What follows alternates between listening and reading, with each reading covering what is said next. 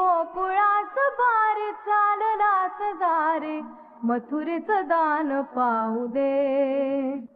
सोडून गोकुळास बारी चाललास दारी मथुरेचं दान पाहू दे.